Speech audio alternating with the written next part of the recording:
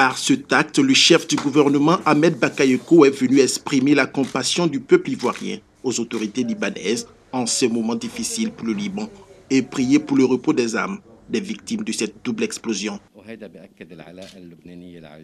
Et cela n'est que normal d'un peuple assez aimable. Il aimerait envoyer un message pour son Excellence le Président de la République de la Côte d'Ivoire et un remerciement fort de tout son corps et pour le Premier ministre sur cette solidarité qu'ils ont montré à nous.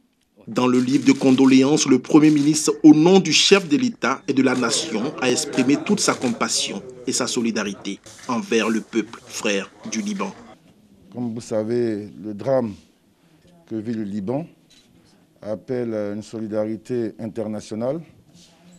Et nous, ici en Côte d'Ivoire, nous avons été bien souvent l'objet de marques de solidarité du peuple libanais à la faveur de certaines situations. Et vous savez, la forte communauté libanaise qui vit en Côte d'Ivoire, en parfaite harmonie avec leurs frères de Côte d'Ivoire, c'était pour nous un devoir de venir ici, marquer notre solidarité, leur dire qu'ils ne sont pas seuls et prier le Tout-Puissant pour que les victimes de ces événements soient apaisées. Les deux violentes explosions survenues le mardi 4 août dans la capitale libanaise, Beyrouth, ont détruit ou endommagé près de la moitié de la ville, laissant jusqu'à 300 000 personnes sans domicile.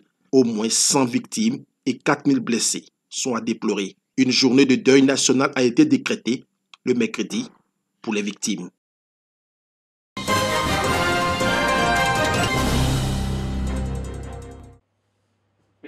Spécialiste des langues et civilisations, de l'économie, du droit, de la philosophie, bref, la communauté scientifique unanime.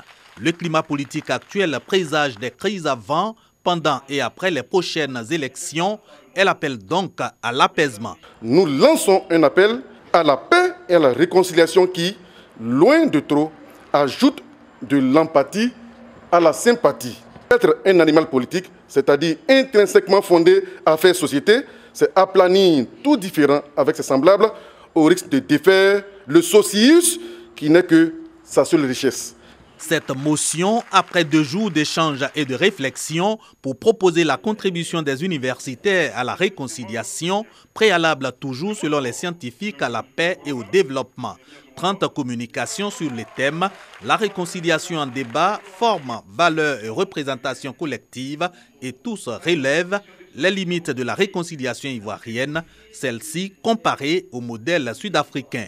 Mais, rassurent les scientifiques, la réconciliation est encore possible en Côte d'Ivoire. Qu'il y ait unité de départ veut dire que c'est possible de ramener cette unité qui s'est éparpillée à son unité originelle. Dans la pratique, on peut maintenant avoir plusieurs actions.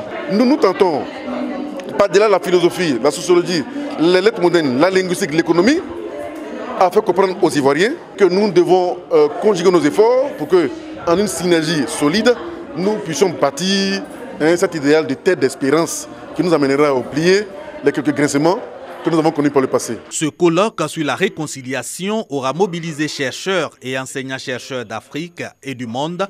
C'est le rendez-vous de 2 laboratoires de l'Université Alassane Ouattara, le Centre national sur la participation de la poésie à la contemporanéité et l'Observatoire national de la vie et du discours politique.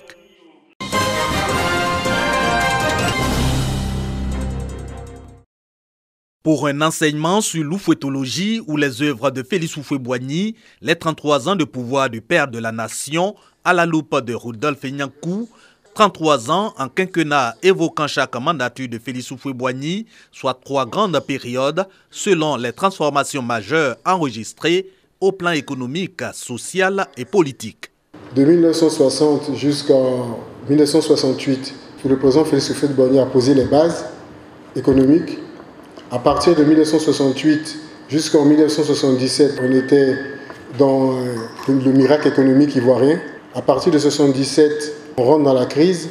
Aussi évoquées les révolutions sportives, musical et culturel avec les stars Ernesto Diédié, Laurent Pokou, Gabriel Tiako ou Youssouf Fofana et les succès cinématographiques dont Ablakon de Désiré et Carré. Idem pour la conjoncture économique, les bouleversements politiques et sociaux de l'ère Houphouët-Boigny, le père de la nation dont la gouvernance, toujours selon le conférencier, rime avec recherche de la paix, des œuvres que s'emploie à perpétuer la fondation Félix Houphouët-Boigny. Mais si on ne vient pas à ce genre de route-là, on sera des tonneaux vides qui feront beaucoup de bruit. Donc il faut se former. C'est pour ça que ce genre de rendez-vous est important. Nous avons fait en 2014 un autre colloque intitulé « La pensée politique de Félix Houphouët-Boigny ». L'ouvrage a été publié, ça fait 600 pages. Il y a eu une autre journée d'études sur Félix Houphouët-Boigny, l'homme de culture et le panafricanisme. Cet enseignement sur l'oufouettologie ou les œuvres du premier président ivoirien à l'initiative de la Fondation Félix Houphouët-Boigny dans le cadre du 60e de l'indépendance de la Côte d'Ivoire.